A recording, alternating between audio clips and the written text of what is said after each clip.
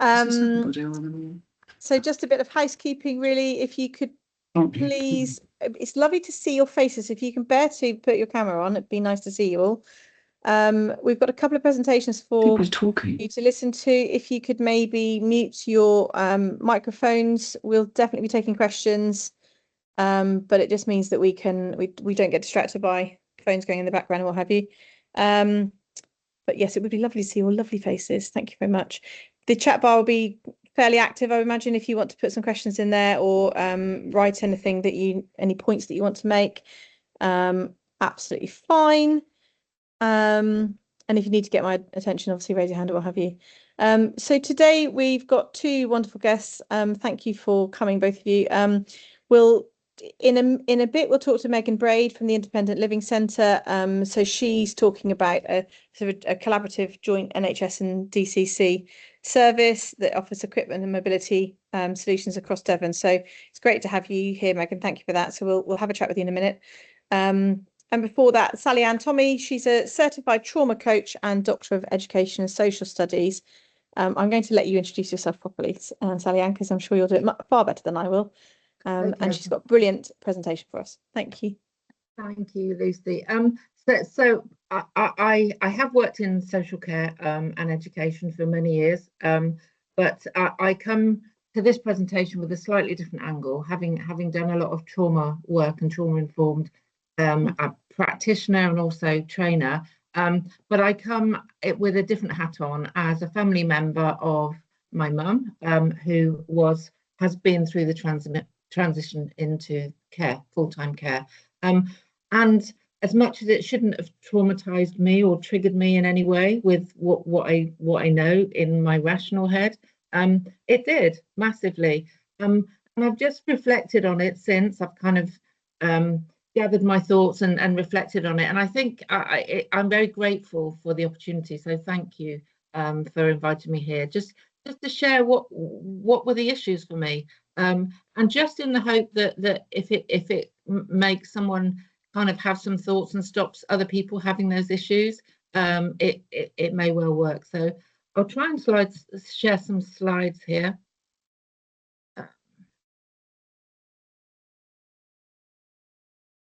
One second.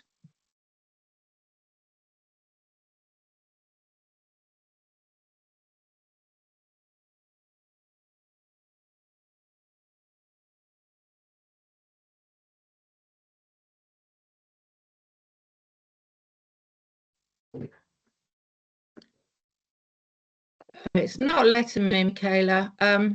Could we revert to plan B? Is that okay? Yep, absolutely. I'll give it a go. Just bear with me. Apologies. No worries. Something to do with the email link, it appears. I can load it.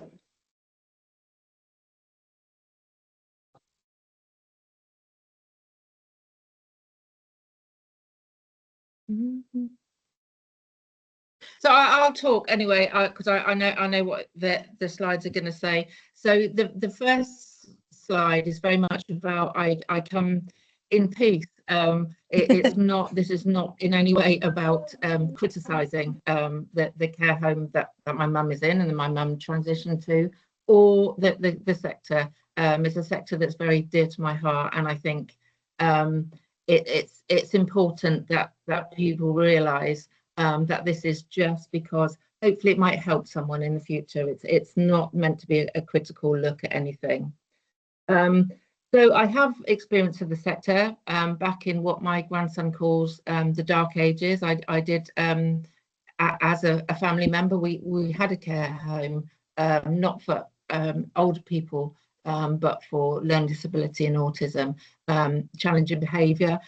So I know the stresses of running a care home, and I've since worked with lots of care home operatives to kind of help them on that journey.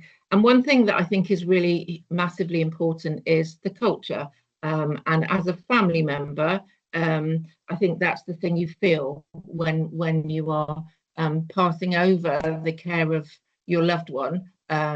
And it's something that was really important to me. So I did choose a home and I did feel that the culture was lovely, lovely, and it is. I'm not saying it isn't, but there were things along the way which made it very difficult. If we could go to the next slide, that's the one I'm talking to, Michaela. Thank you. So I work in the field of trauma. I didn't before, in the last, let's say, 10 years, I've really focused on trauma and trauma around engagement, employees in particular. If employees aren't genuinely engaged, then they leave. But also they're not happy when they're at work, and particularly in care work, really important that people are happy at work. Firstly, because you want them to be, but also because there's potentially a knock-on effect if they're not happy on the people that are supported or cared for. So I thought when it was quite a long process. Mum declined after Dad died, and it went from me having quite a significant input, but with Mum still living in her own home. Then eventually she decided that she would like to come and live with me in my home, and she did, and it worked very well. But she has one of her diagnoses is dementia, and it got to the point where actually I had to be really honest with myself and say it's not working for any of us. It was very difficult to keep her safe.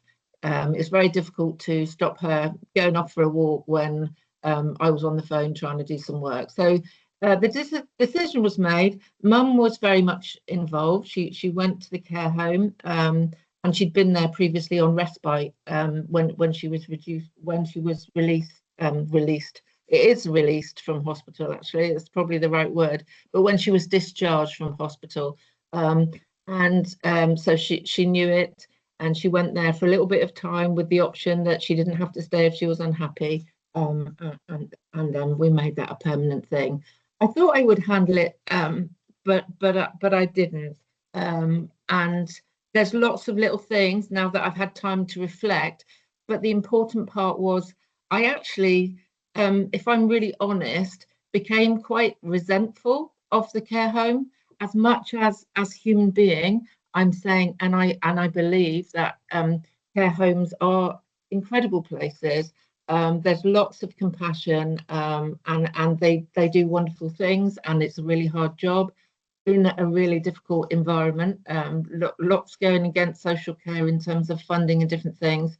But actually, my rational head was overtaken, my nervous system, whatever you want to call it. I actually became quite resentful of the care home.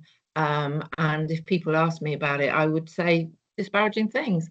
I'm not proud of that, but that's where I was. And then I had to really reflect and think, hang on, let's be fair about this. Let's be a bit more realistic about the whole picture, not just focus on the one little part of the journey that didn't go too well. And obviously, hopefully people will get to that point, but I would hate to see the damage reputationally if people don't. And also, I think it disrespects the hard work that happens. And if the care home team only hear your negative thoughts, it's very unappreciative of all the 99% of things which are really positive, and all the effort that goes in.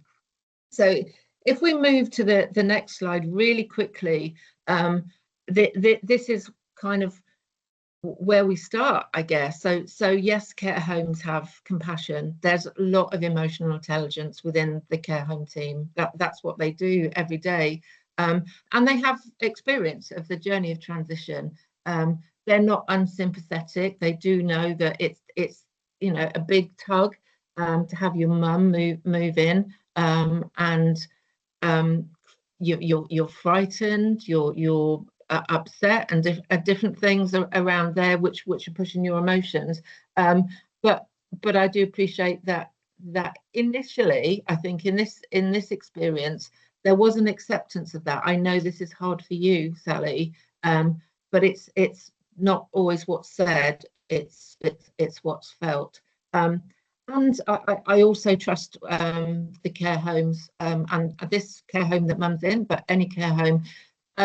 You're the experts in sort of looking behind behaviour, looking underneath, and seeing what is that message, as opposed to focusing just on the words. So that was a comfort initially. And then on the next slide, I think we talk about me as a family member and family members in general. I had compassion for my mum massively, but also for the position of the care home, and the role that they had. I had quite a lot of knowledge. My mum had been very unwell over the last 6 years, and I had all the ins and outs of the hospital admissions, the diagnosis, and the different things that were happening. So that felt useful. And there was also some continuity because I was able to, mum had quite a few friends. I have a brother as well. So between us, we were able to kind of work with the care home to kind of make sure that she didn't just lose that community of her family and friends, that we all went to see her in her new home. And that was important to her. So very regular visiting, at least initially. And we could support. So if mum needed something, we could go off and get it, or if we didn't have it, we can go and find information.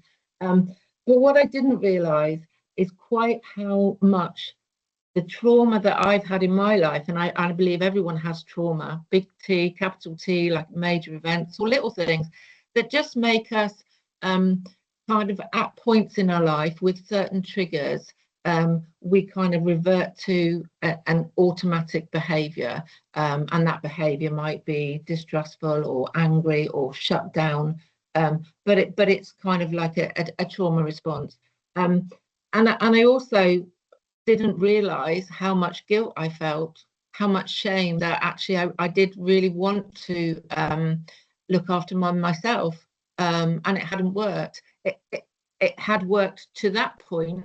But here was me saying I can't do it anymore and put my hands up, and that was a difficult thing to admit.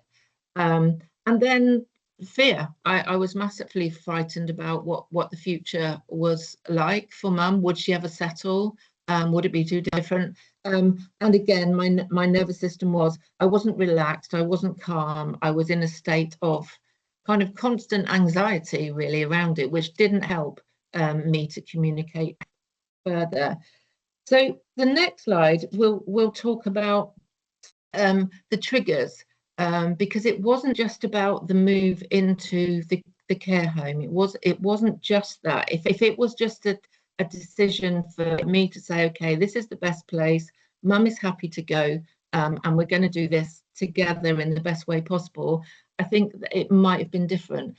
But along the road, along that 6-year journey after Dad died, the dealings with GP were very difficult as a family member. Massive frustrations about not being able to get appointments, or not being able to get medication reviews, or somebody not really taking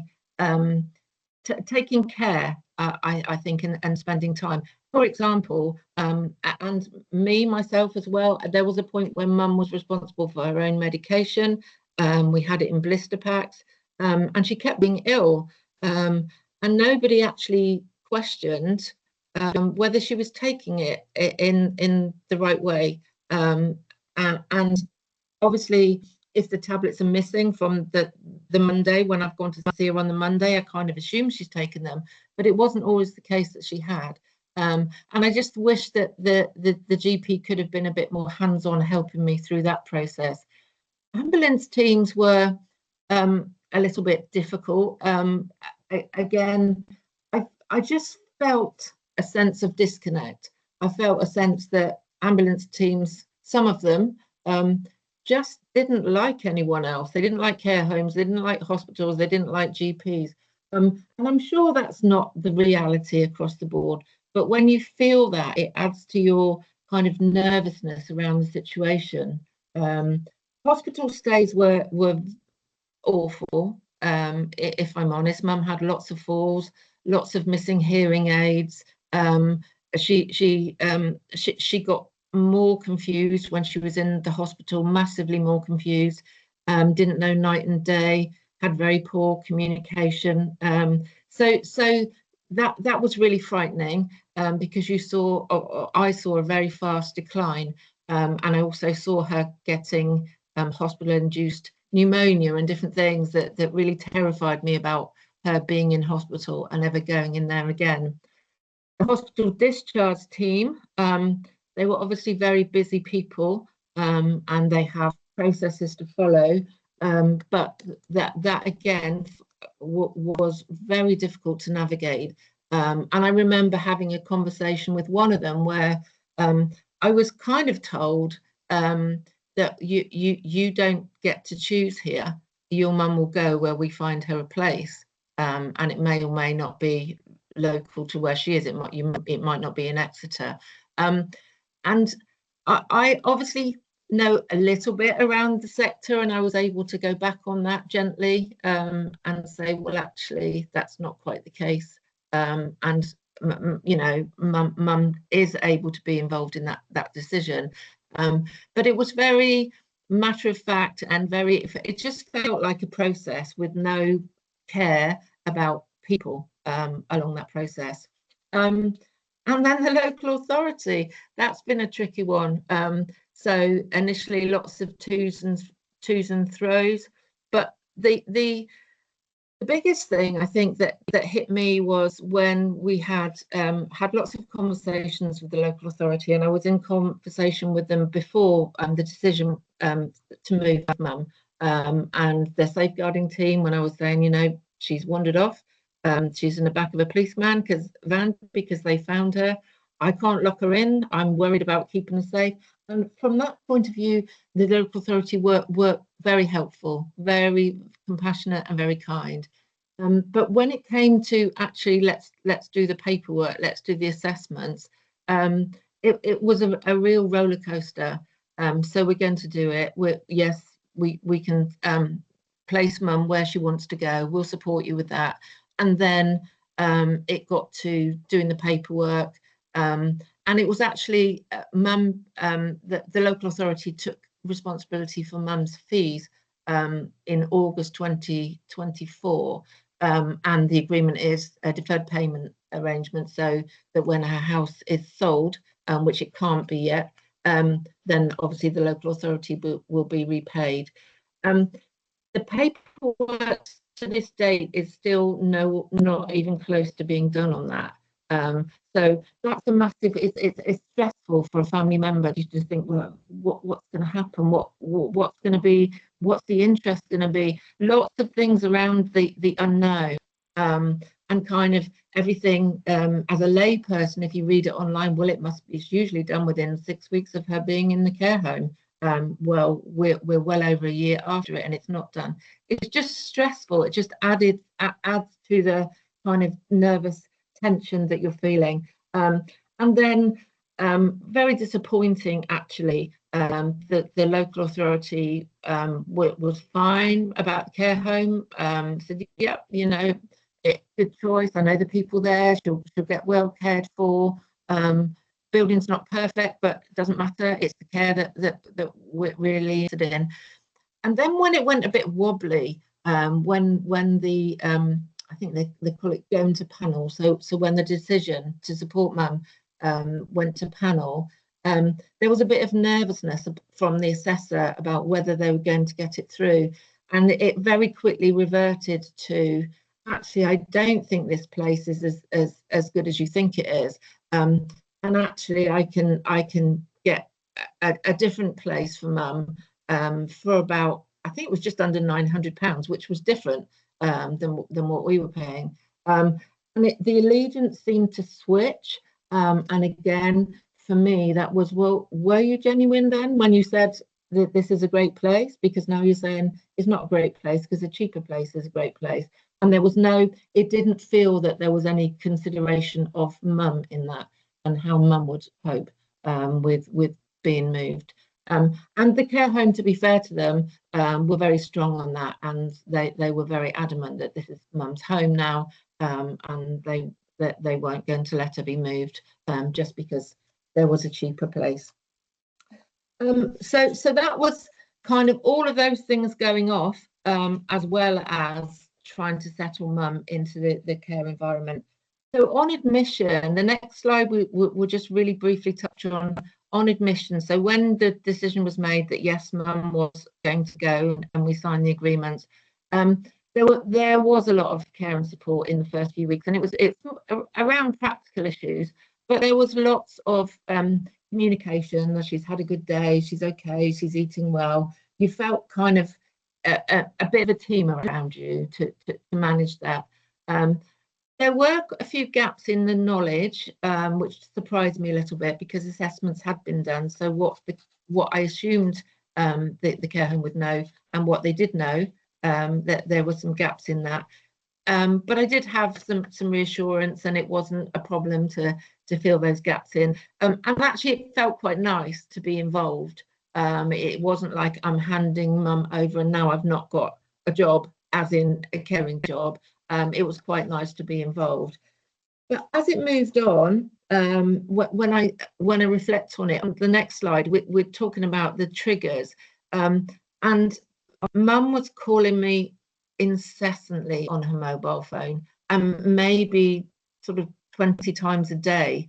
I can't find this, I can't find that. And I appreciate that mum had dementia, and I appreciate also that probably she'd been occupied for 3 hours, and maybe there were 20 minutes when she wasn't, and she was just using that time. But it just gave me a sense of nervousness around, well, why isn't anyone with mum? It was that kind of thing in my mind. I'm not saying it was a fact, it was just a feeling. And then when I visited mum, she was very happy. Oh, I'm bored, I don't like the food, and all this thing. And it goes with the territory a little bit, and it goes with my mum a little bit. That's the way she kind of interpreted life sometimes. But it just gave me a sense of, they say she's okay, but is she? And again, adding to my anxiety. And the basics were always a problem. Like, she didn't have her hearing aids. And we agreed it was really important, and we agreed it was in her care plan, and we agreed that it would happen. But every time I went in, or my brother went in, she didn't have her hearing aids in. Little things, but it starts to build up.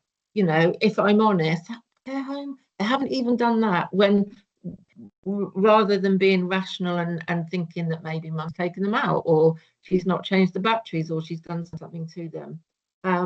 But there were some times when I could have conversations, be reassured. So it wasn't too bad. It was just me getting a sense of uneasiness, put it that way. Then the next slide talks about some of the things that were less expected, that really triggered me. So I had anonymous calls from staff members. Don't know who they were, still to this day don't know who they were, just telling me that things weren't right, that mum had a friendship with a companion, and it wasn't in mum's best interest, but it was being covered up, and mum wasn't being safeguarded. Obviously not very nice to receive that phone call. I went in and I did speak to the manager. I do have respect for the manager, and I wasn't going to go and do anything underhand. Spoke to the manager. We had long conversations about it, and there were no cover-ups. There was just things were getting changed in notes, because actually the way they were worded in notes weren't they weren't good enough. They were opinion and not fact, and that kind of thing. So there was a very logical explanation. But then I used to, and again, the manager, if ever I saw her, would update me, but there used to be quite a team around mum, and I used to get regular updates. So just to let you know, mum, and it was very supportive, but then it dropped to nothing. and then even when one time that she was in hospital, I didn't know, and one time that she'd been in bed not very well for 3 days, I didn't know until I went in to see her. So it's the continuity and it's the consistency across the team that starts to give me a sense of uneasiness. And then there was an argument between the local authority and the provider, the head office of the provider, about the financial arrangement. So I suddenly got an invoice for tens of thousands of pounds and told to pay it on Friday. And then I went and said, "Oh, this is the arrangement, you know, just to let you know." And then they came back and said, "Well, we don't know that, so pay it by Friday." So it wasn't, again, I didn't have to pay it, but it's very unnerving, and it builds that sense of that bloody care home. And that's what I didn't want to get to. I did get there, but I didn't want to get to it. And it's just kind of all these things added together, what kind of got to that point.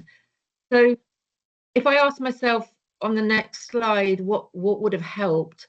I guess it was a little bit more guidance on the initial part of the journey, and that I know takes time, but maybe more time with the manager or someone in the care home to say this is very normal. We're not going to take mum's phone away because that's mum's phone. But if you could perhaps redirect her to us, like a way of kind of joined up working, that would be helpful, because it felt like a bit isolated for me, and was I working against them? It would have been better to work together. It would have been better if I felt a sense that the culture was joined up, so that there was no kind of management and staff accusations, and you just got a feeling for it, like the people walking around tutting. I said, "Oh, I'll go and speak to the manager."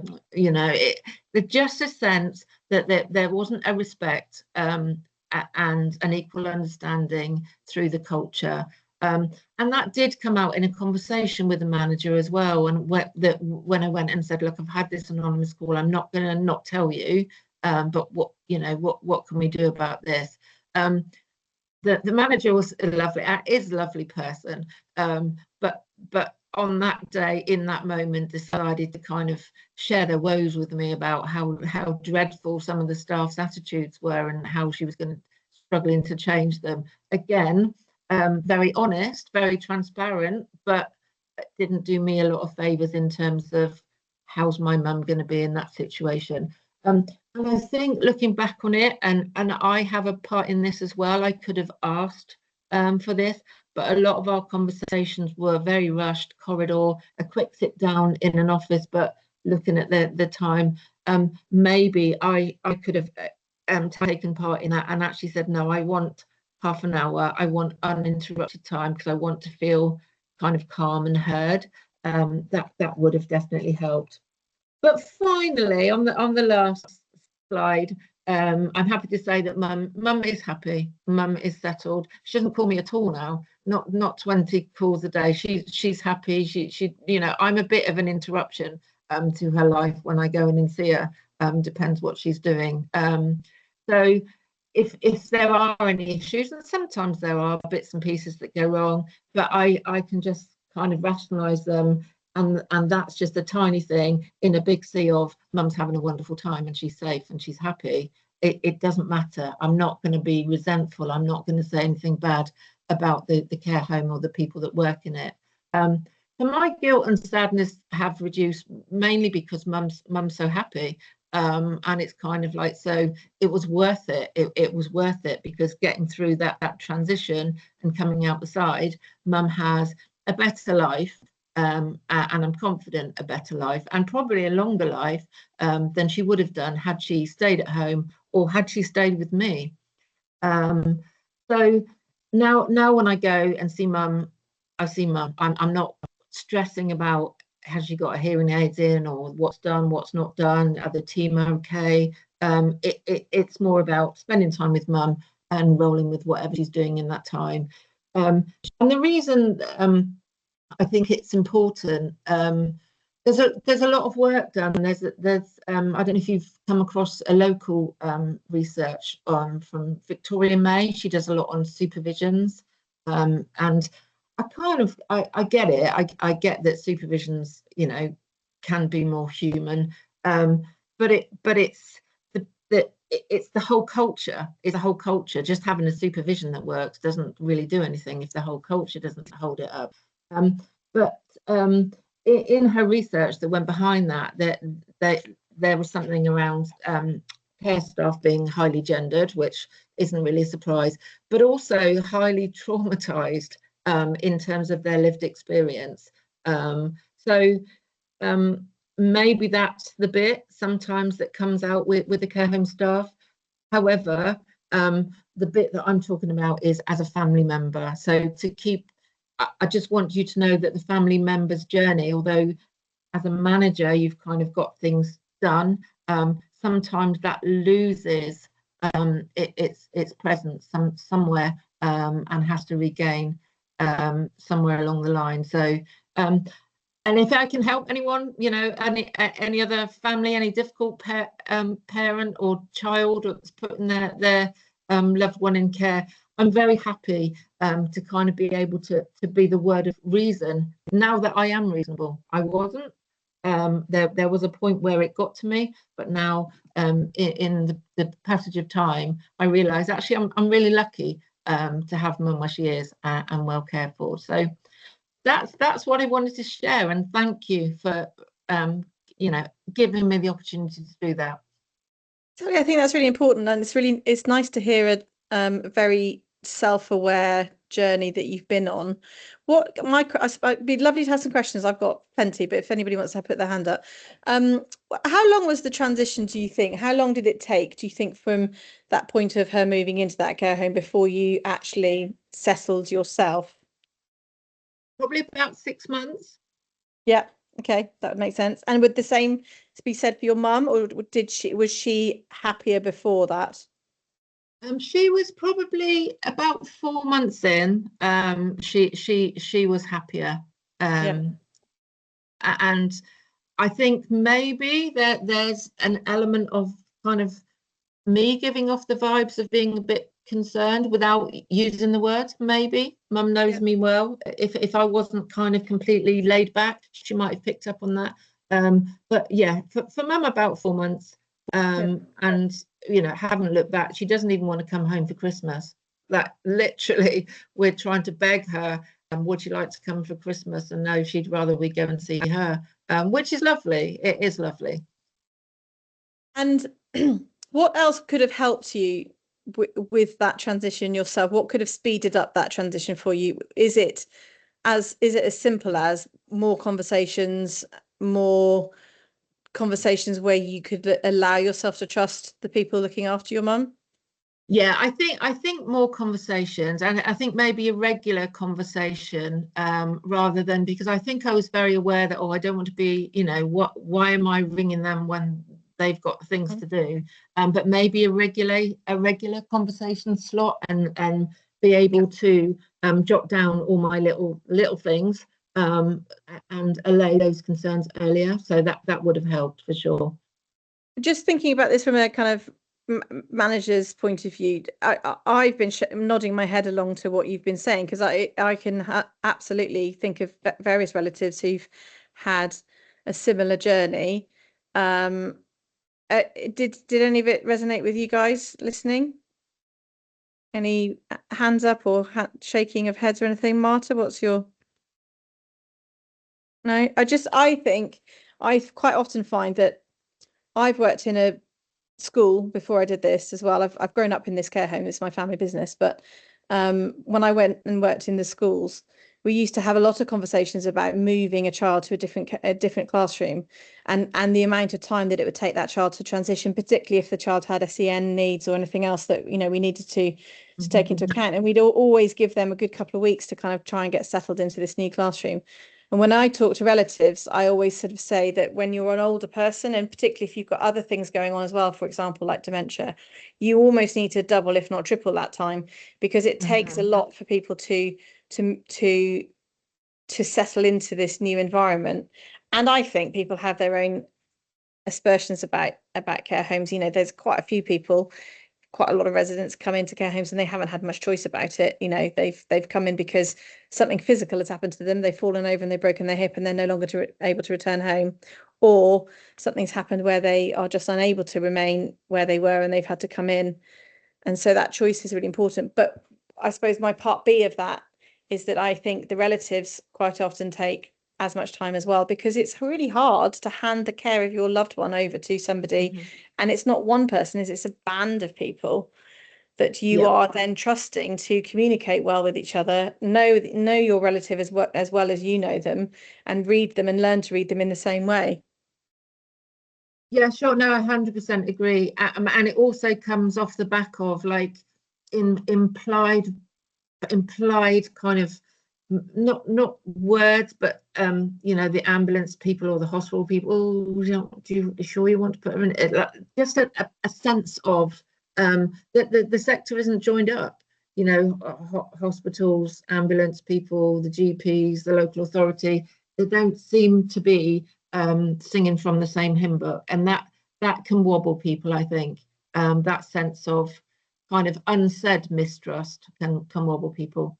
Does it help if you know that we feel the same? No, yeah, that does a little bit actually, because I felt yeah, I mean, I feel it's very unwarranted and very unfair, but yeah, I just wanted you to be aware that that's picked up along the way. Yeah. So when a family arrives at the care home, they've kind of been through quite a lot of a difficult journey to get there, especially with the local authority and the assessments, and then the, oh no, we'll find somewhere down the road that's cheaper. I know I did say last week this was a wonderful place, but I don't think it is anymore.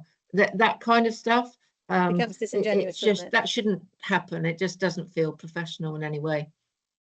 Yeah, I can totally get that. And I think in all the work that we do, and I think we're moving into a world where we are a lot more accepting of things, but I think you're right to consider that somebody's reacting or behaving in a way because they have some other trauma that they actually might also not be aware of. I think is quite helpful, isn't it? Because that reactive perspective sometimes means that there's something else going on that that they, you know, they're not necessarily in complete control of. So I think it's really helpful to hear your perspective. Thank you. Thank you. A couple of other questions. What did the care home, obviously, you know, we don't have the care home side here, and I'm glad your relationship with them has improved. Do they have a digital system or a paper system? Do you know how they take notes? Our digital system. Okay. And are you able to see any of those? Very rarely. Very rarely. Only you can sometimes ask for them, but sometimes there's a bit of a, well, I haven't got access, you have to wait for this person, that person. So they're not easily available to me. But I can see them when I want to. Okay. Thank you. That's really helpful. Has anybody got any questions for Sally? See anything? And I can't see any hands going up. Any reactions, any comments? Anybody want to say anything about what they've heard? No, all good. That's fine. Thank you, Sally. I will, if we get any other comments, I'll obviously very happily feed them back to you. And I'm sure there might be some sort of reflection from us. And it's just nice to hear another side of the story sometimes. And also, I would tip my hat to you about the way that you have yourself been on a journey and reflected on your own, on how you, and I think that's really honest of you to be that vulnerable about that, because it's very hard to talk about things, isn't it, sometimes? And I think you're very brave in discussing the whole sort of sphere of emotions that you did go through. I think that's wonderful.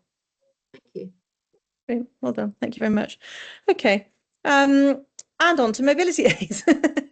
Those things that sometimes we find that we don't realise we're going to need until something happens, and then they're nowhere to be found, are they, Megan? So tell us a little bit about the work that you guys are doing.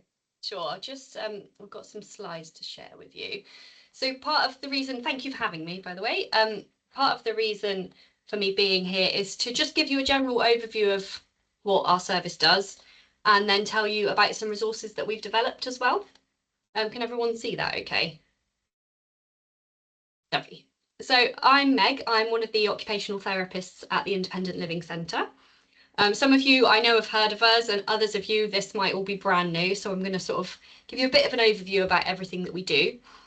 We're a very small team here in Newton Abbot. There's 10 of us, a couple of admin staff, some part-time occupational therapists and part-time physiotherapists that make up the team. We're a joint funded service, but we sit sort of slightly outside of other statutory provision because we're funded by something called the Better Care Fund, which is a joint pot of money that comes from, part of it comes from local authority and part of it comes from the NHS. So we're all NHS employed therapists, but yeah, different pots of, funded by different pots of money. Our job essentially is to keep up to date about equipment solutions. So we work closely with sort of national and local suppliers, and we're constantly reviewing equipment. So when there's new equipment on the market, we review it from a kind of independent perspective to see if it's something that we think is useful. And our centre based in Newton Abbot has a variety of equipment from seating to bedroom equipment, chairs, bathroom equipment, kitchen gadgets, things for dressing, and bigger adaptations. And people can book a face-to-face appointment with us in our centre to come and try equipment and have independent advice from us. So I like to think of us as like the stop before the shop. So rather than going to a salesman or a sort of a shop that sells this kind of equipment, we're kind of catching people before they end up spending sort of £4,000–5,000 on a chair that's not suitable for them and that sort of thing. So it's about understanding what people's needs are and giving that independent advice. But not only do we have our centre, but we do cover the whole of Devon. So we are accessible by phone Monday to Friday, 9 to 5. We have a therapist on duty to answer phone calls, and it can be anything. You can sort of phone to discuss an individual person in your care that you're thinking, is there anything that can help them with this, or why are we seeing this posture? Is there anything that we can do equipment wise to help them? We can do that via email and via phone. So I just wanted to make you all aware that we're there for that. Oh, it doesn't want to change my slide. There we go. We also have a website of resources, and we've developed one particular page of our website specific for care providers. So I will show you that to you in a little while. The main purpose of me coming to talk to you today is because we've developed some training. We do lots of training for the care for all the teams across Devon. So for the therapists in the community, we also do some public training and things for care providers. So I wanted to share with you some resources that we've developed about posture care, which is aimed at carers, and we've developed alongside one of the care homes. I think Viola and Ted are in the meeting today, and they've been instrumental in helping us to develop this training and make sure it's pitched at the right level. Does anyone have any questions about what we do before I carry on? I can't see the chat bar when this. No, all good. You sound very informed, so I think we're all just interested to hear more. Okie doke, lovely. So I wanted to give you a bit of a background on our motivation behind developing these training resources. So if anyone wants to take part in this, what I'd like you to do is sit in an awkward position in your chair. So for example, leaning forward or in a slump position or leaning to the side until I get to the end of this slide.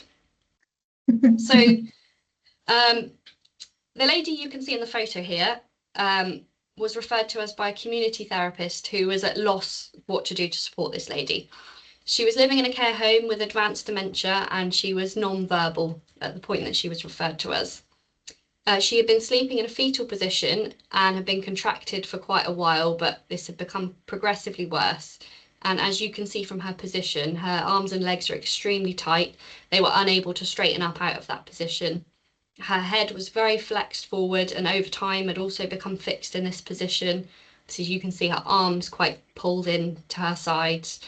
And she was no longer able to sit out in a chair due to the position of her legs and arms. And obviously this causes a lot of difficulty for carers, because it's very, very challenging to provide posture care to somebody that is so contracted. And obviously this isn't an isolated case, and we're getting about 100 queries a month from therapists working with people in the community, or from members of the public or care homes phoning us to ask for advice, kind of this level of support. So not an isolated case. This chap here has got something we call kissing knees, so where the legs are completely crossed over each other.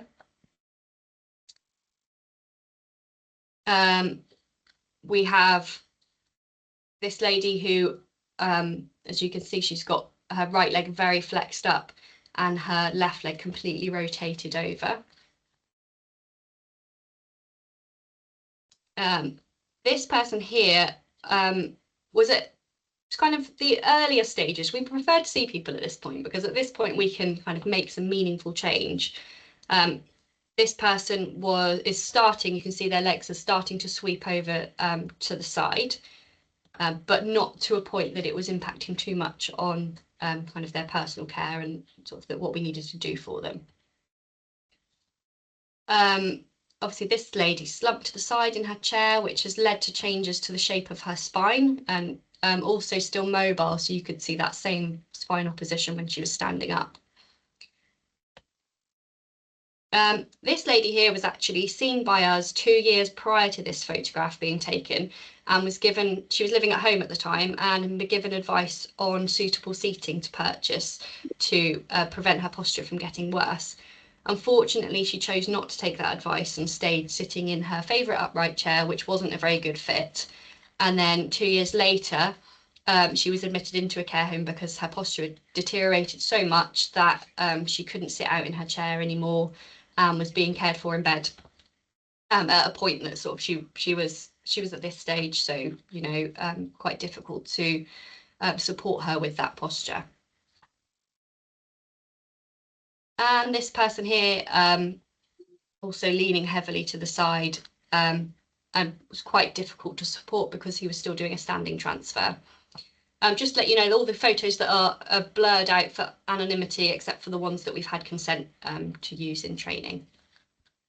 So we've seen a huge increase in the number of queries coming to us from nursing staff, therapy teams, and from the care sector for individuals with a similar situation. So you probably recognise some of these postures. I think since COVID, things seem to, whether it's people becoming more aware of it, or kind of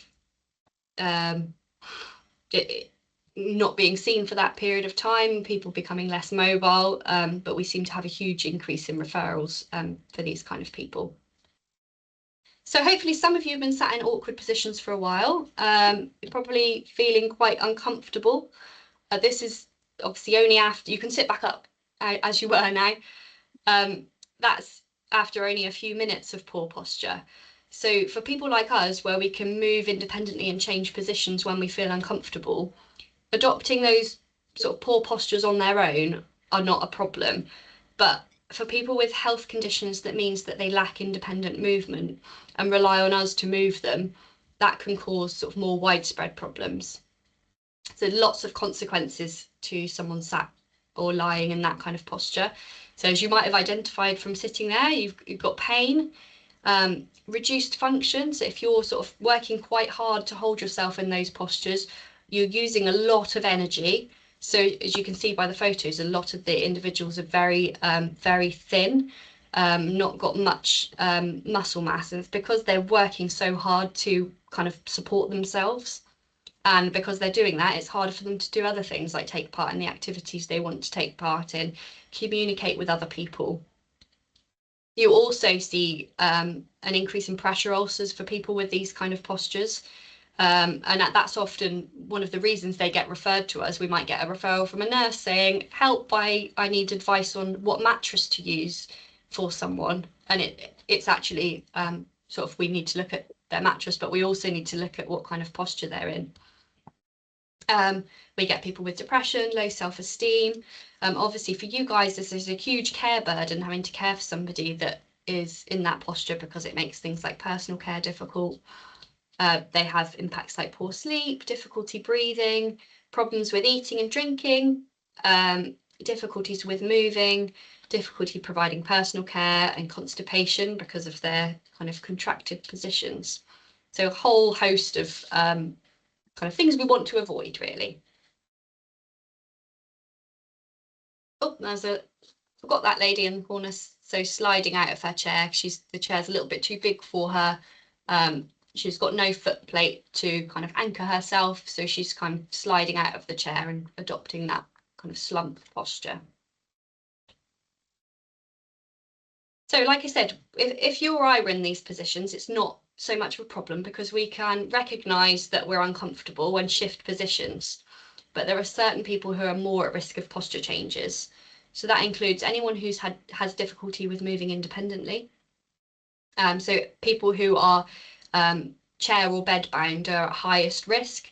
And I guess that's why you probably see more of it in care homes than we do in the community, because you're looking after people that have that sort of the advanced stage of their condition and can no longer be cared for at home, and sort of having that more complex disability that needs that 24-hour care.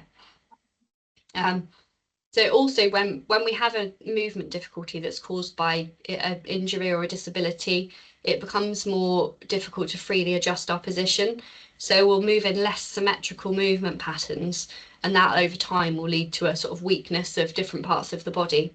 So we'll often sit or lie in a limited number of conditions and rely on other people to move them out of those positions. And then gravity doesn't help this, because gravity will pull them towards the ground, so having to really work quite hard to stay upright.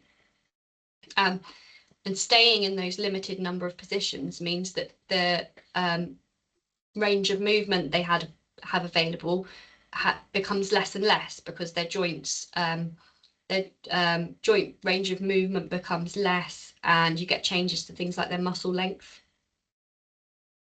There's also specific diseases and conditions that increase the risk of movement difficulties. So things like neurological conditions like MS and Parkinson's, joint conditions like arthritis or fractures or anything causing pain, fatigue syndromes, and also dementia, which we focus on quite a lot in the training. So it's really important to understand just how distorted someone's body shape can become if we don't do the right things at the right time. And this distortion can have, unfortunately, a life-threatening and life-limiting impact.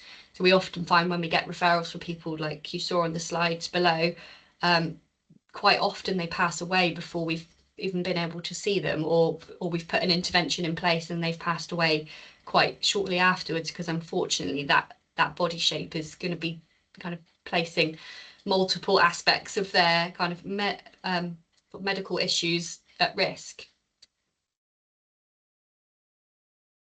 So people with dementia are at particularly high risk of posture change. So the photo on the screen now shows a photo of a normal brain compared to the brain of someone living with Alzheimer's. And we can see that the brain mass is significantly reduced in the diseased brain. And this loss of brain tissue is widespread and affects lots of aspects of the brain, but includes the areas that regulate their muscle tone, which is the amount of tension held in a muscle, and their sensory system. Lots of you probably know this, especially if you're working in dementia care homes. But what we know, we've learned an awful lot about dementia. We've gone on a huge learning journey the last few years. But we know that 80% of people living with advanced dementia will experience an involuntary increased muscle tone, which is triggered by kind of being moved or touched. So this can be moved during personal care when you need to roll them, or just sort of gentle touch when we're kind of just saying hello or being friendly. It can also be triggered by gravity pulling them downwards, because that can feel like a force that's outside of their control. And it can be triggered by equipment that moves them, like standing hoists or rise and recline chairs. So or even assisting someone from sit to stand in the earlier stages. I think we've all experienced people kind of feeling like they're pushing against us when we're helping them to stand. So this response is something called paratonia. And a person with paratonia might be more rigid and difficult to move. And so in the early stages, you might see things like a difficulty straightening their legs or arms, or curling up, or lying with their legs crossed over in a chair, or hugging themselves, or tensing up when they're being handled, like the example I gave before. And in the later stages, it causes people to hold themselves in tensed or flexed positions, which can lead to posture change over time. And then dementia also affects the part of the brain responsible for processing the information from our senses. So as a result, someone might lose the ability to feel their body and know where their body is in space. So they might feel like they're sort of disintegrating. And this can make them feel more anxious. And in the earlier stages of dementia, this might present as somebody having difficulty with things like eating and drinking or walking, because the person can't feel where their hands and feet are very well. And they might demonstrate repetitive movements like restlessness or chewing and things like that to compensate for that sensory loss. And then in the later stages, it will contribute to them curling up and adopting kind of a fetal position you quite often see in bed, because that helps them to feel safer, because when they're tensing, they can feel where they are more easily. So that's all quite depressing, but posture change is preventable. So that's the good news. The people I showed you the pictures of on the earlier slides are kind of in the late stages.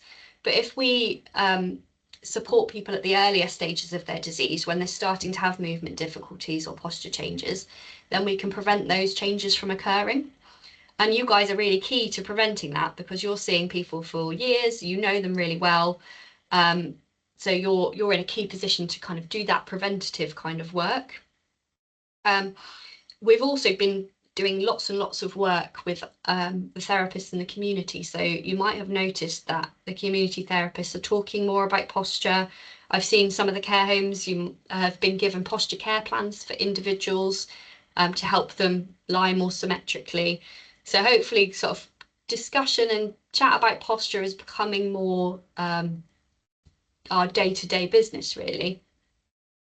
And part of the reason that we've had this shift in understanding is because we've been doing some work with Jo de Klerk, who is a world-renowned physiotherapist that works in Belgium.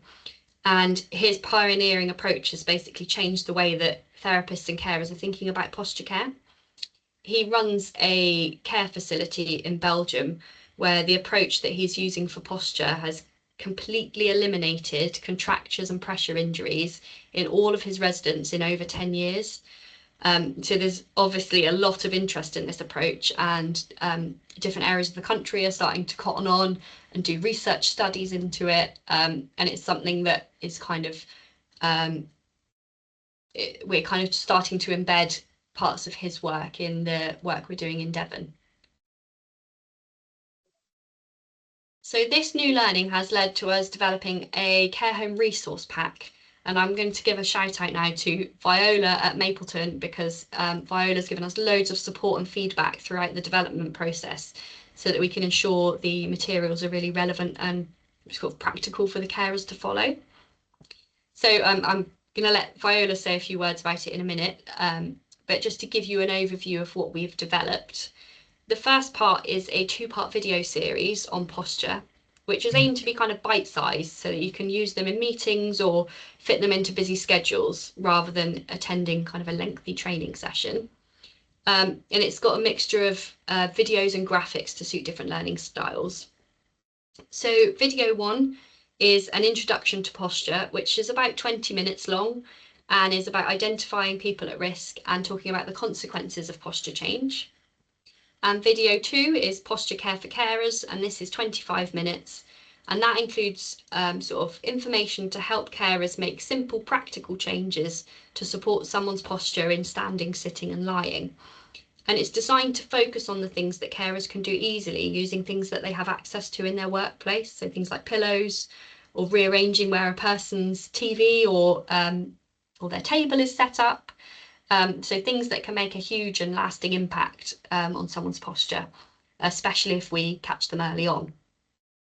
And then for people with complex needs, it talks about when to ask for help, when to get therapy teams involved and that sort of thing. I'm just going to ask at this point if Viola's got anything to add, because I know Viola has already watched the training, I think shared it with her carers.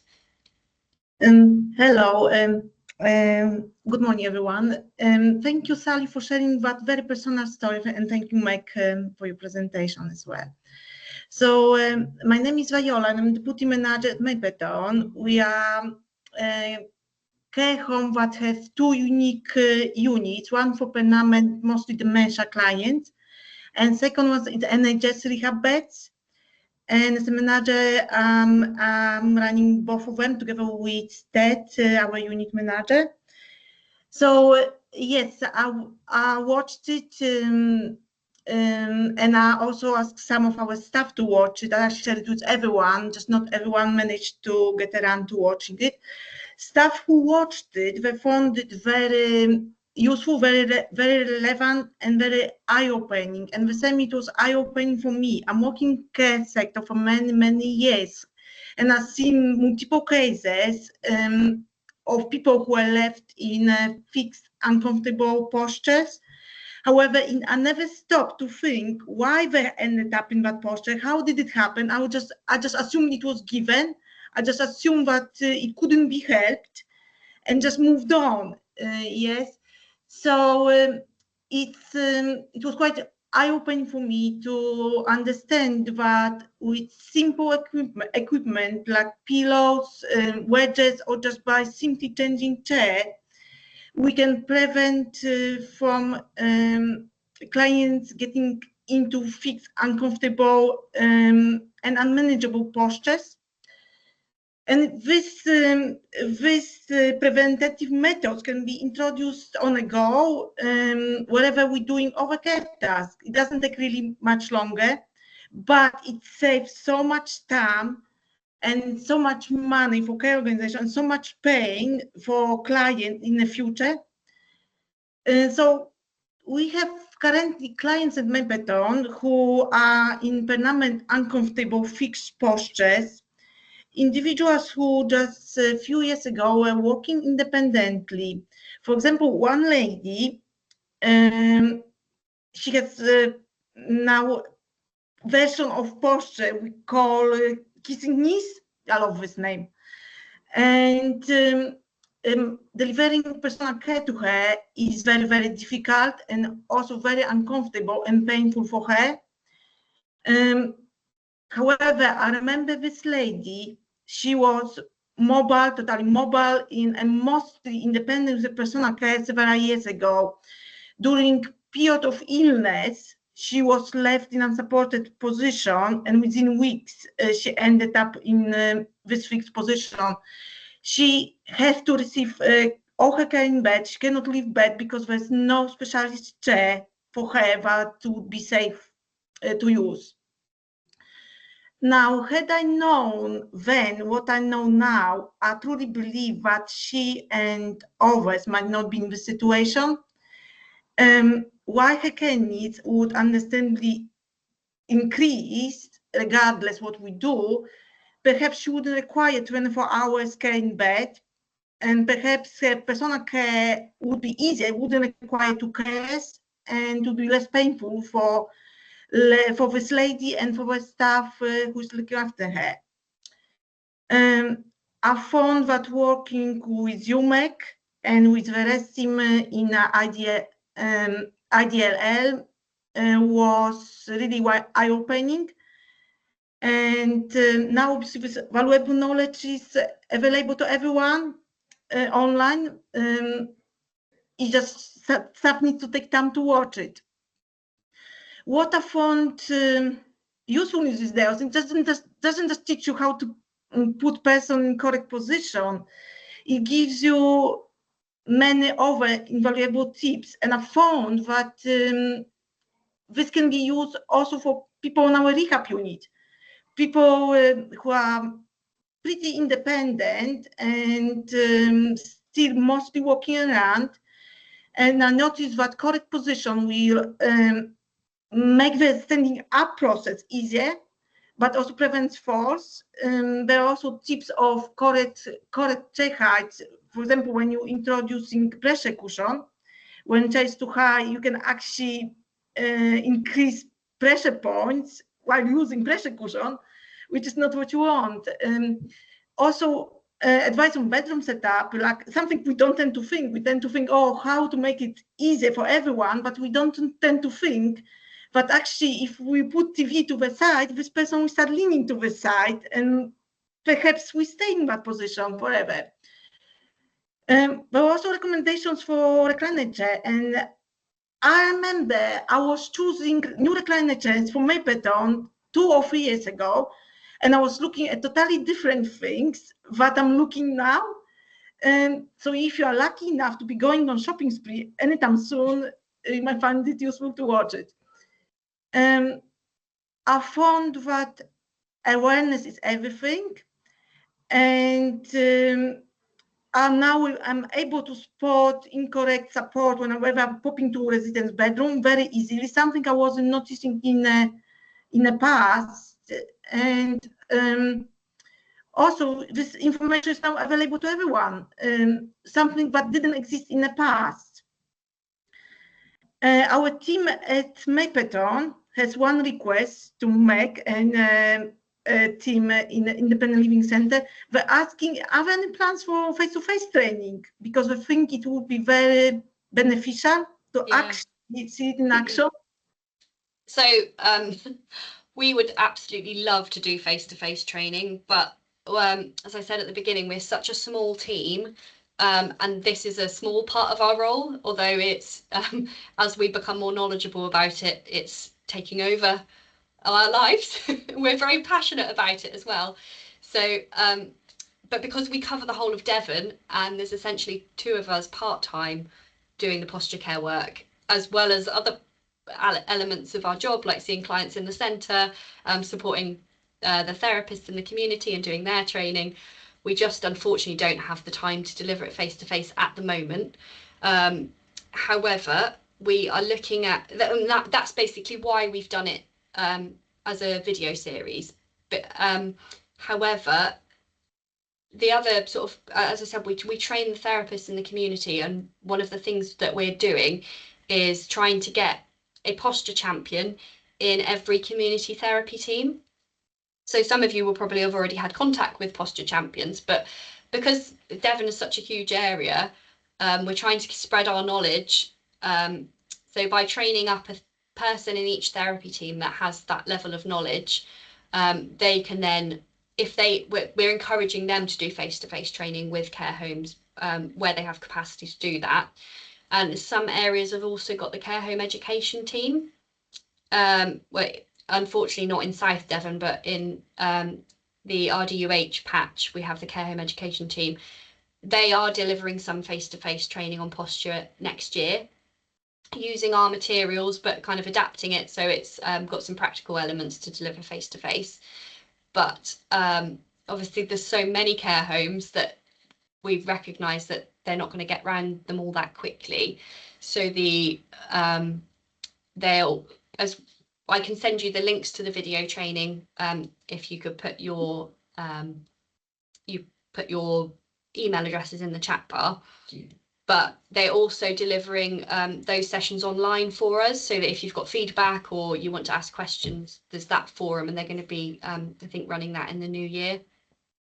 So yes, we would love to be doing more, but that's where we are at the moment, unfortunately. Just to add, because you mentioned Yoda Clark method, Belgian physiotherapies, and I tried it at Mapleton on one of our clients who is in the worst fixed posture. I tried it by accident. I was basically left with no help on the floor, and you require just one carer for this method. And I went through it really slowly and methodically, and I could feel that tension, muscle tension in this lady instantly released, and it was on a spot during one care action when I needed to change her in bed. And her limbs that were like metal fixed in one position, suddenly I was able to move them. It was pretty amazing, and also it was safe for me which is quite unusual. So if you think you require 2 members of staff for many of your clients, and then you require just one. And it also I found it much more person-centered, because I wasn't concentrating on talking with my colleague. I was just communicating directly to lady I was taking care of. So what Viola's talking about is something, so I talked about Yoda Clerk, who is the Belgian physiotherapist who we've been learning from. So part of his approach, as well as putting structural posture care and support in beds and chairs and things, he's developed an approach called Turn Only Once, which reduces the care burden, but also basically what he does is his carers wash, dress, change bedding, put slings in if they need to, and they do everything by only turning that person once. And this is particularly for people with dementia, because as we know, as I explained about paratonia, when people have paratonia, when they're handled, they tense up. So over time, being always in that tense position will cause those posture changes. So his approach is designed to turn people less, so that we're not tensing them up as much. That's not included in the training package at the moment, because we are still developing the resources around that, but that's something I can definitely come and talk to you about again in the future, because we're thinking about how we implement that in Devon. We're also working with the research team to see if we can get any funding to do a research study around the Turn Only Once. So yeah, there's that as well. I just wanted to also share our website with you. Hopefully you can still see my screen. So can you see the website there? Yeah, we can. Yeah, lovely. So our website is independentlivingcentre.org.uk. If you go along the top bar here to the bit that says Devon Professionals, if you click on there and then scroll down, we've got a dedicated section here, advice and resources for staff and care providers. So this includes, it's all things that were on our website anyway, but we've tried to bring it into one place so that you can find all the things that are sort of most relevant to you in that area. So things like the bed safety risk assessment, as I'm sure you're all aware of. We've also got the other part of the pack that I was talking about. So we've got a handout called Supporting Posture in Dementia.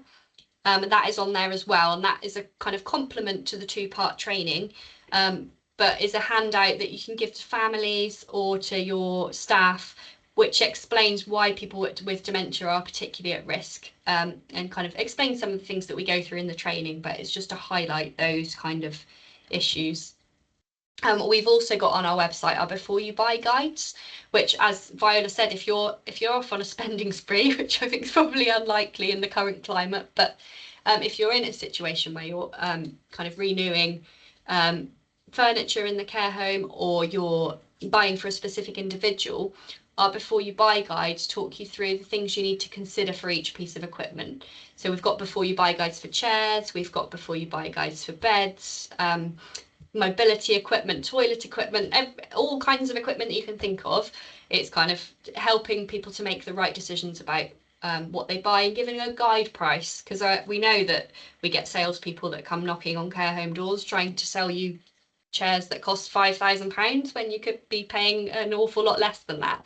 So we're here to help you with all kind of equipment queries, whether it's a general what would be best to meet lots of residents' needs, or whether it's about a specific individual. You can call us and email us. So that was it, really. If you want me to share the links for the training, if you could put them in the chat bar, and we'll send them out to you today. We just want to keep a track of which homes have accessed them, just in case we change anything in the future, or there's any change to legislation, and we can send you an updated version, basically. So yes, let us know if you would like links to the training, and I'll send those to you after this meeting.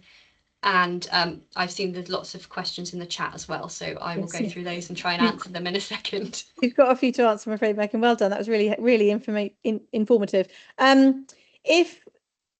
I was thinking about your posture champion idea, which I think is a nice one, and I don't know how anyone else is finding it, but we find the champion scheme works really well in our home. If carers have done the 2-part training, is that enough perhaps for somebody to take on posture champion role within their care home and sort of and sort of push that kind of posture care planning sort of overview, or not? So I mean, it would certainly be a start. When I was talking about our posture champions, those are therapists that are trained. No, I realise to, that, but I was thinking more internally. Yeah, that would be a good approach to have. It's definitely something we could think about training like a person from each care home.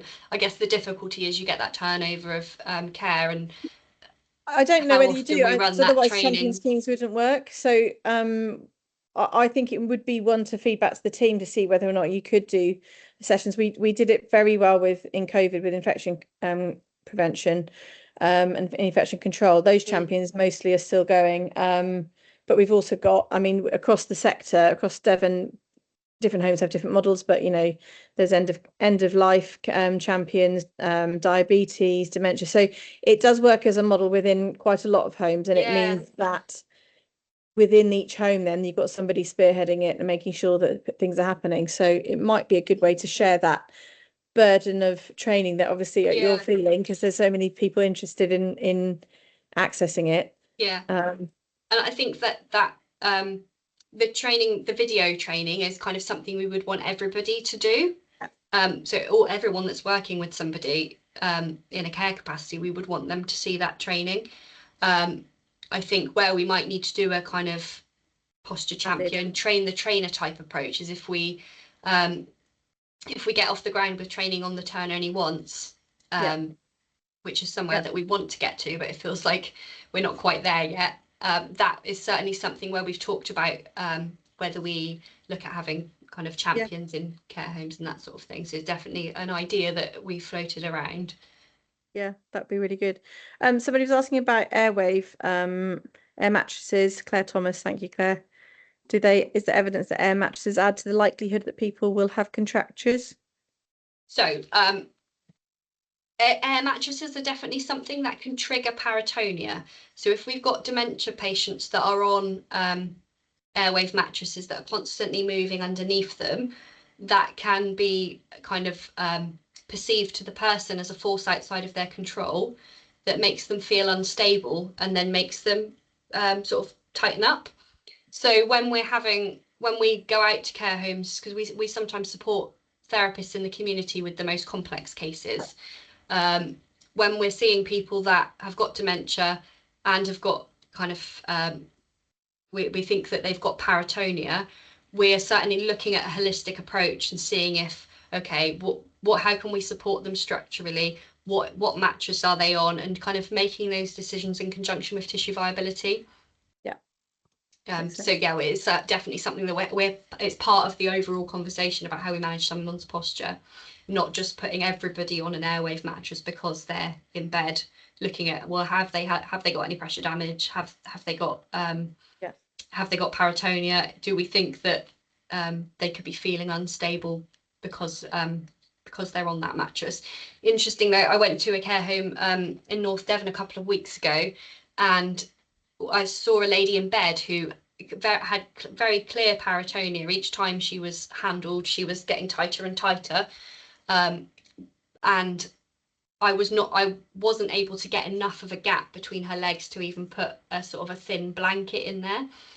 But interestingly, in her chair, we were trying some specialist seating with her, and in her chair, which was designed to be immersive, she had a lot more movement.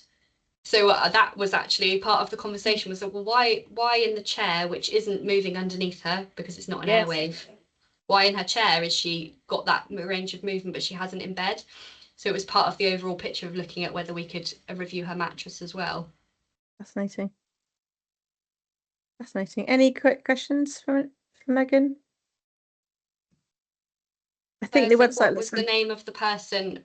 Yes, pioneering turn anyone. So that's Yoda Clerk, and we've actually done my colleague visited his care homes in Belgium, and she's written an article on it which I will put in the chat. about her visit. Unfortunately, Eau de Klerk's take on he's brilliant, and obviously he's had this huge, amazing result, which we could only dream of, where he's had no pressure injuries or contractures in his residence in over 10 years. But if you ask him, has he done any research on it? He says, no, why should I research it? Because I know that it works. If you want to research it, then you can research it.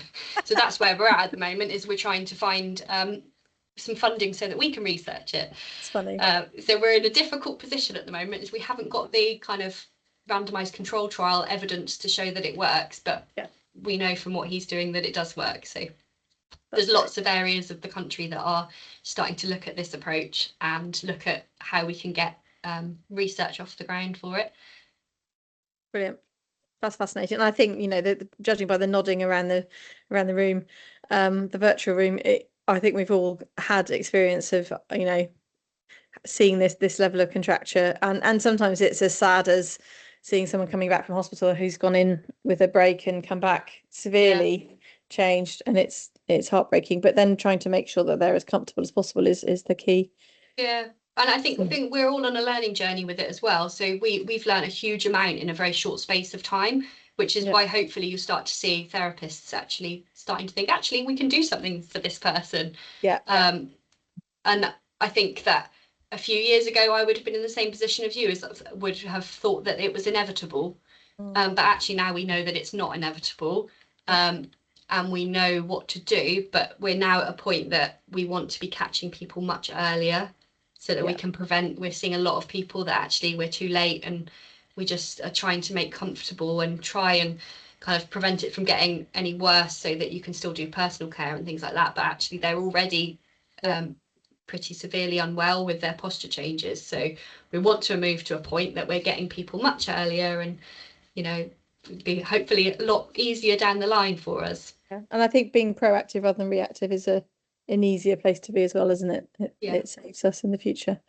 The great thing in Devon is we seem to be, I mean, I've been speaking to people in different areas of the country, and they've been getting in touch with us here about the work we're doing, and it seems like we're quite far ahead of where the rest of the country is. So that's really positive, although it feels like an uphill struggle with the amount of people we're seeing with these kind of problems. I think we're in a really good position in Devon that we're kind of starting to implement these approaches already. It's great. Well done, and well done to your team as well for all of that. Thank you. Fascinating. Be good. We'll share obviously all your resources as well on the wider WhatsApp thread. But be great to catch up with you next year as well, and see, you know, what other support we can give you. Yeah. Lovely. Thank Lovely. you very much. I'll just stay on just so I can copy these please do. emails out of the chat. Thank you. Thank you. I was gonna end on what your biggest bugbears are, because I think listening to Sally and sort of the kind of the things that we see as we go into the home. I was talking about it this morning as well, and people's perspective of what. So I wondered if we could do a very quick, even in the chat bar, say what your bugbears are about when you're going around your own homes, and you look at what, you know, standards, whatever. My one is dead flowers, and it's triggered by a resident's relative who came to look round, and he loved the fact that we don't have a reception area, we have just a little kind of entrance, and he found some fresh daffodils in a vase on the trolley, and that's the first thing that greeted him. And a previous home he'd been to look around, there'd been some dead daffodils in the vase, and he thought, well, if you can't keep a daffodil alive, how are you going to keep my mother alive? So we always think about that. But then I've got other sort of senior staff and other staff who will go, you know, they can't bear a creased bedspread or various things in the bins. So my one's dead flowers. I'm just going to hand it out to you guys to say what your bugbears are, because I bet you've got them. And if you don't say them, I'm going to start picking on you. Anyone got any? I know you do. Claire Thomas, tell me what your bugbear is. It is people saying, I don't know, I wasn't on duty. Well, you should know. 100%. Yeah, So go find out and come back and tell me. Yeah, totally. Go and do your reading. Sam Edden, what's your bugbear?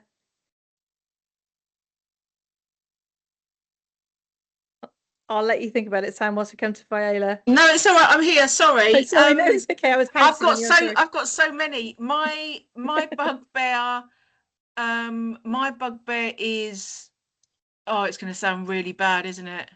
No, it won't. We'll all be nodding. It won't. You honestly, you won't. My bugbear's ITV. I know.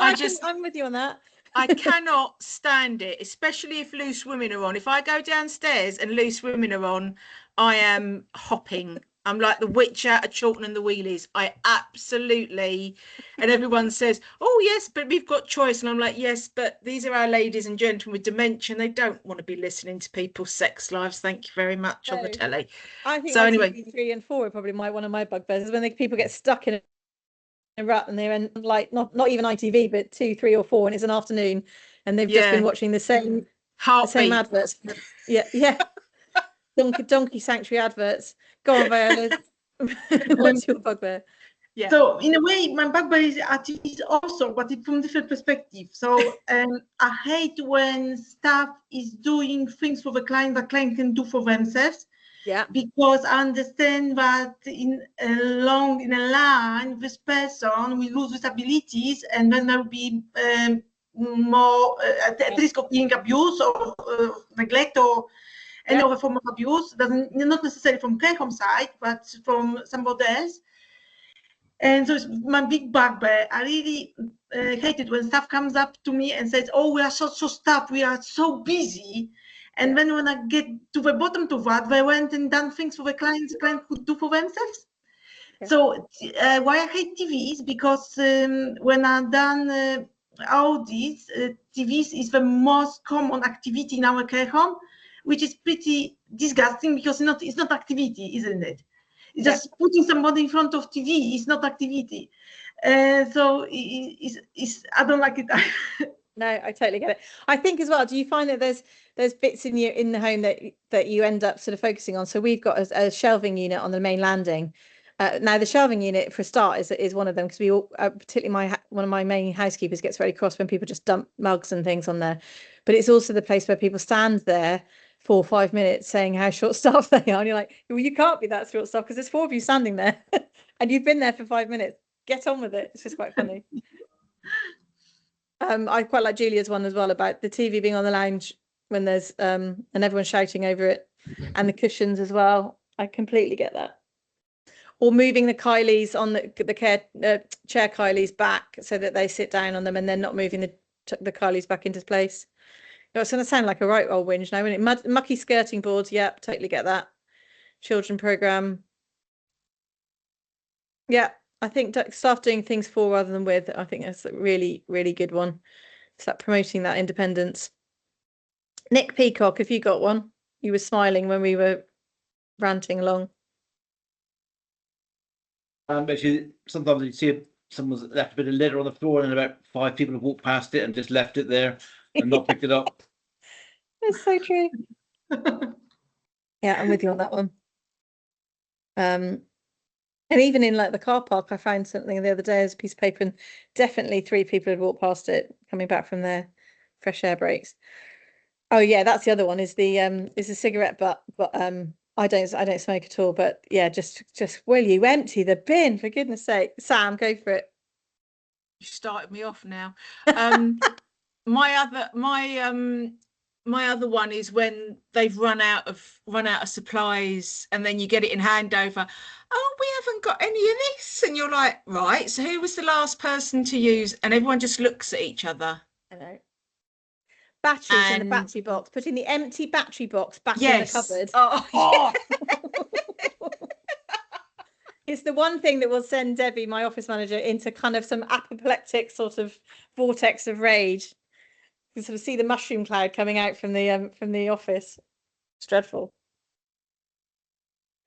Well, that's good. That's good to know that we're all kind of sharing, like we do have similar answer. That's good. Thank you everyone for a really good session. That was really interesting. And, thank you to Sally and to Megan for 2 very different talks, but I think both have made us think quite a lot about what we continue to do. Megan. I was just checking. I've got 8 email addresses here. Is there anybody else that wants access to the training just before I go off? I would imagine Michaela and I will put some bits and pieces into the newsletter anyway and make sure that it's sort of you're we'll spread the resources a little bit further as well. So hopefully, if that's helpful. Yeah, thank you very much. And yeah, thank you. And thank you, Sally, as well, for a really insightful sort of conversation. It's really nice to hear your experience. And I'm sorry it wasn't a wholly positive one. I'm glad it has got better. But I think just having your honesty is really helpful for us, as I'm sure we all think that we do whatever we can. But being placed in your shoes is really important sometimes to understand that progress, or the process that you're going through as well. So thank you. Thank you for inviting me. Brilliant. And I think we must also say thank you to Michaela, because she every month puts this together and makes sure that I turn up and remember, and that I know what we're talking about, and that we've got some fascinating guests and things like that. So thank you so much, Michaela. You do a brilliant job. You're getting rounds of applause from various people. Brilliant. Thank you, guys. We'll speak to you guys again soon. We've got the new WhatsApp groups going on the community. If you've got any problems with that, let us know, because it might take you a minute to kind of get to know it, but I think it's working quite well. Has anybody got any other business before I close it down? Everyone happy? You're all doing a brilliant job. Well done on this cold November Monday. Thank you for everything you do for your residents and for your staff. Thank you, guys. Thank you. Take care. Thank you.